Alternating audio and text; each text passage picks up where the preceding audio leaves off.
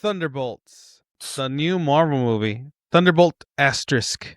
By this time, most people who are going to see it have seen it. And know why the asterisk. Yeah, not the same kind of Marvel movie. I mean, it's a Marvel movie, but it feels a little bit different. Yeah, right? it's a mental health movie. Everyone's dealing with depression and meth use, and it's Requiem for a Dream with Marvel, except for the no cucumbers. But some people like cucumbers pickled. Who knows? Yeah, it's this movie was very surprising. I enjoyed this movie. I enjoyed that aspect of the fact that you have this team.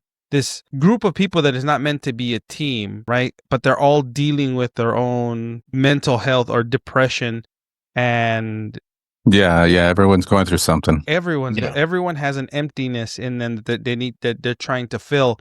Like from the beginning of the movie, like you get Yelena talking about how she doesn't know where she fits in this world or what to do. She feels empty. You have John Walker, who also now has an emptiness. Because at the end of Captain and the Falcon and the Winter Soldier, he's no longer Captain America, and he's looked upon, with shame. You have Ghost, which after Ant-Man and the Wasp, we don't even know if she was even cured or helped. She now can control her powers somewhat, right? You also have the Red Guardian, who's trying to capture his glory days, and that's all he wants. That's all he wants. And then you have Bucky, who doesn't know whether he wants to be the congressman to do things legit or do things the Winter Soldier way. He doesn't know how to do things because he doesn't know how to be normal. Yeah, normal. It's this movie was very enjoyable on that aspect because everyone had their story. No one in this movie was just put in this movie to be put in this movie, except for Taskmaster. Taskmaster was the only one that let's take Taskmaster out of the MCU. Right, it's the only one. Then you have the most severe severe mental health case in Bob, right? In Bob / Sentry. Spoiler. You have. It's in the trailer. I mean, kind of. Yeah. This movie. It's Bob. Hi, Bob. But this movie is not your average spectacle, like a Marvel spectacle. Not there's fight scenes, right? There's like when the first fight scene when they come together as a team. But when they're meeting each other and they're fighting each other, that I like that action sequence because it's not over the top. It's because you're dealing with a bunch of people that don't have super strength. They don't have. I mean, they can't fly. They don't have any super incredible powers. John Walker they say they only punch and shoot. Yeah, that's all they can do is punch and shoot. Nobody can fly. No one is super invincible. Right? Then you have this other character but he also is broken as well. And I'm gonna say Lewis Pullman did a great job in making me believe that this guy is hurting on the inside, that there is something severely wrong with him. Yeah, because he really doesn't say much. Yeah, don't underestimate Baby Lone Star. Yeah. Seriously, like this guy. Last time I saw him was Salem. Last time I saw him was Salem's Lot because I didn't see the other movies he did, but I saw Salem's Lot. Yes, we did see it. But he did a really good job in showing someone who's in deep pain, who wants he wants pretty much like a family, not even a family, just attention. And his reasoning. Yeah, what did they say? He had like a God complex too. He had all kinds of things going on in his life. He had mental health. He did meth. He did all this other stuff. He went to a different country just so he can get fixed in a way. Kids, just say no. Don't do drugs. There's no hope with dope. Yeah, he did. He wore to a free trip to Singapore? Come on, that'd be dope. He wore a chicken suit at a point too. Yeah, a science spinner. Yeah, he was a science spinner in a chicken suit. But this movie's fun, and then you have the villain you have one part villain, in the Sentry. This is something they show in the trailer, right? Yeah. Then you have Void. The Void, yes.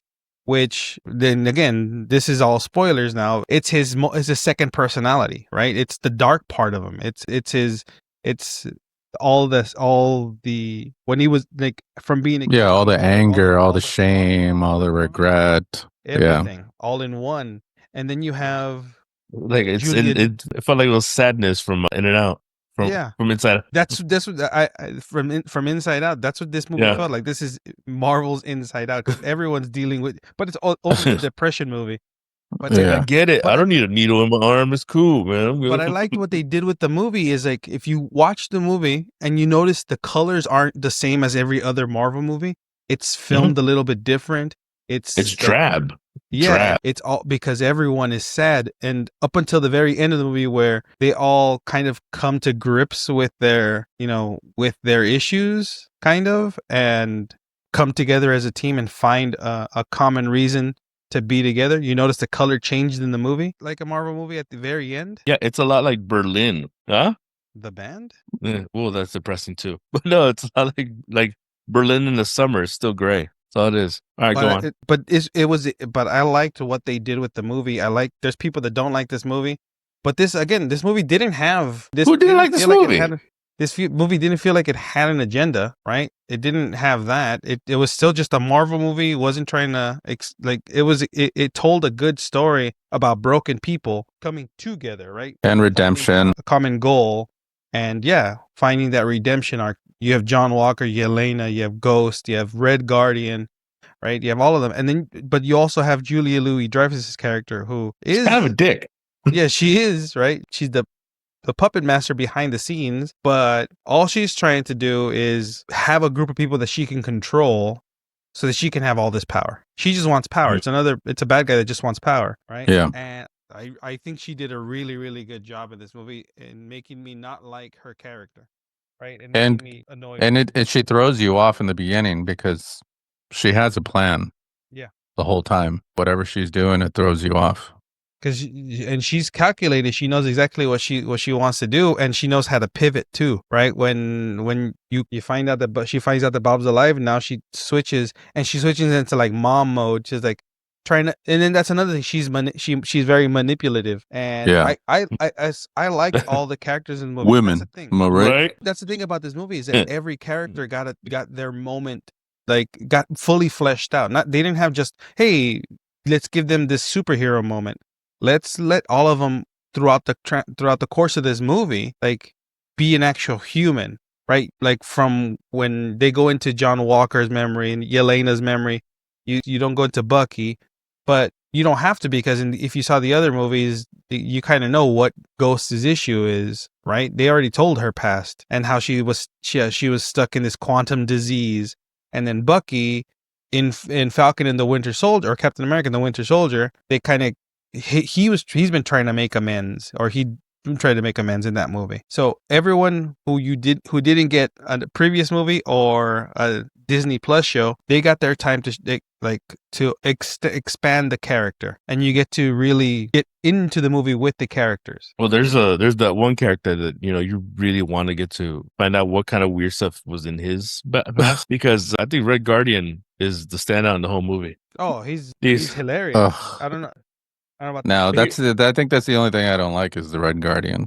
Really? He's the best thing. It's too much. Well, if you think about the movie, it's extremely depressing. Someone has to come in with humor. Yeah, but I think for me it was too cartoonish, and I think that's what that's what was bothering me. He was the perfect amount of silly in this movie. He is. If you think about it, for all of it, he is the heart. He has the talk with Yelena, and that kind of convinces her, hey, we're not defined by our mistakes, right? It's like we make mistakes. There's things here, but you can rise above it, and that's the whole speech that they kind of spoiled in the trailers. But Red Guardian, David Harbour as Red Guardian, I enjoyed it, right? I enjoyed his portrayal of Red Guardian, even. It felt like the Disney Plus, like the What If version, where he's extremely cartoony and loud and all that stuff. They just took it from Black Widow. They kicked it up a notch. Well, they basically gave him the dad, like he's basically the silly dad everyone's ashamed of. Like, with the dad jokes. We can be friends. We can do this. It's kind of like it's just right in there in your face. Making up for lost time. Yeah, it's I don't know what it's like. Wow, but, I don't want to go into your brain. Yeah, well, you don't trust me. The sticky things floors, you see, stiff socks, sticky floors. You leave Britney's sock alone. Well, but Red Guardian was great in this movie. I don't care what you think. You're right. Louis Pullman he rocked the shit out of it. Yeah. Even though the role wasn't his. Yeah, that was another thing. How different would this movie have been if you had Steven Yeun? Steven. because Steven Yeun also, if you watch all of the movies he's in, he can also convey sadness with his eyes too, right? Like his eyes look yeah, depressing. but Louis Like he Pullman, smokes like Marlboro Reds all day or something like that. but Louis Pullman was able to do the same thing and not be given that many lines, but I can tell you could see that there was somebody tortured in there, right? Mhm. He's just also trying to find belonging, trying to try to find something, right? He has that emptiness as well. Yeah, well, I mean, what do you expect? Louis Pullman's, his dad was the president, and gave an awesome speech. You never talked to him. See, neglect. Today, we celebrate our Independence Day.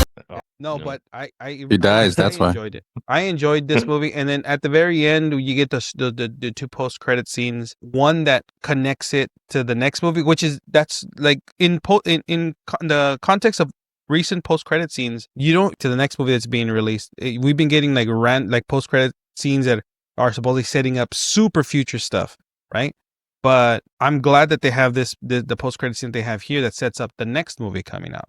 Right? Yeah, because that thing in the grocery store with the Wheaties box was it helped out for the future. It was pretty awesome. Yeah, that It made me feel like, man, you're telling me he gets rid of the beard and only has a mustache now? That's crazy. you get that flavor saver. Yeah. But Ugh. yeah, Gross. I think this movie was a lot of fun. I liked it. I thought it was well done. And it's different. It was different. It was a different MCU movie because of the context that it was the stuff it was dealing with. Right? Yeah, that's what I'm saying. I think it was made more for the past fans because now everybody's grown up. Everybody that was Endgame and before have all grown up. So I think that this had a better theme, like more adult like, because Disney's been making these movies, the past movies, for little kids, and that's not how it works. Everybody already grew up who were the real fans of the MCU. So it's time to level up. Yeah, and I think they did I think they did a good job. They had a good Yeah, I think they did too. Yeah, you have a good team. You have a team. I guess what is it? From different people from different aspects of different movies that I like or TV shows that I like. They all came together with this movie, and they did a really good job. I think the director. What's the director's name on this one? I don't know. Jake Schreier, Yeah. What else did he do? The Timu James Selena Gomez, and Benny Blanco. He did. Let's see. How? He did Beef. He did Beef. Sorry, I'm gonna go. Yeah, the TV show Beef. With Steven Yeun, brother. He did an episode of Skeleton Crew. Well, he did a lot more. He's done a lot more TV shows than Can we talk about this whole Selena Gomez Benny Blanco thing? No. How? No, that's How? not what this is for. Okay, we cool, don't talk about 'cause- that kind of stuff. You can talk about that whatever What you are you- want, but we don't talk. What are you, TMZ? I think That's Netflix. I think this Jake Schreier, he did a really That's- good job doo-doo. in making a different MCU movie. It has a solid theme, like you said. It worked. It was a lot of fun. I enjoyed it, and I came out. You come out of this movie, we're like, okay, cool. You have redemption for this group of people who are hurting, who are empty, or there's something missing in them, and There are people who even if they redeem themselves will never really feel redeemed to themselves. Yeah, but but that's the thing about this movie is that they're trying, and that's all that. By the end of the movie, they are. Like in a typical other type of movie, like if this was like the MCU earlier, they would have found a cure for depression in this movie. But this movie is not out to no one gets cured. It would be unobtainium. But you know how to deal. They learn how to navigate life with this, their depression. And that sort of like no one's healed. They don't cure depression with a vaccine like they don't cure craziness like in Spider-Man No Way Home, where Peter Parker cures Doc Ock's extra crazy mind or trying to cure people. But this one is like, hey, these guys are dealing with real world issues, like real mental health issues.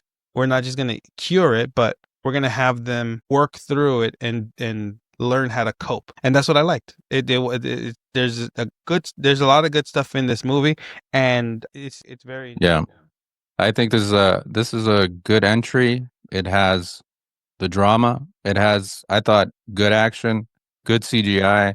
Yeah. Couple of moments where you're like, dang, But yeah, I think this is something people should watch. I think it's a good entry. I think for the Marvel. This is so About far, time, by the way. Yeah, it's so far it's been the best entry in an MCU movie in a long time. Well, that's the thing with movies like with characters like these, because it's kind of like Guardians. Like you don't know too much about them, so you can actually set it up where you can actually give them the right thing. You don't have to follow specific like script or canon, I guess. But so you can actually like manipulate these characters to help, set everything else up too. And what's good about this is it just works because it's normal people doing stuff.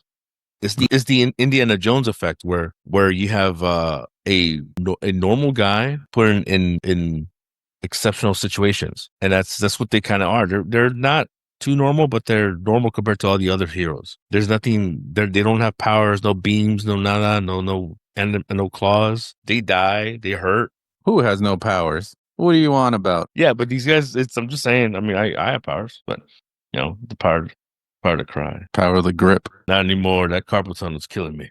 On that note, Yeah. On that note, what did you guys think? Did you guys watch Thunderbolts? Did you guys enjoy it? Or did you guys not like it? What didn't you like? Put it in the comments below. Don't forget to like and subscribe. Click the bell icon, follow, whatever, blah blah blah. And this has been Vinny. This is your accountant. yeah, I know. We'll see you guys next time.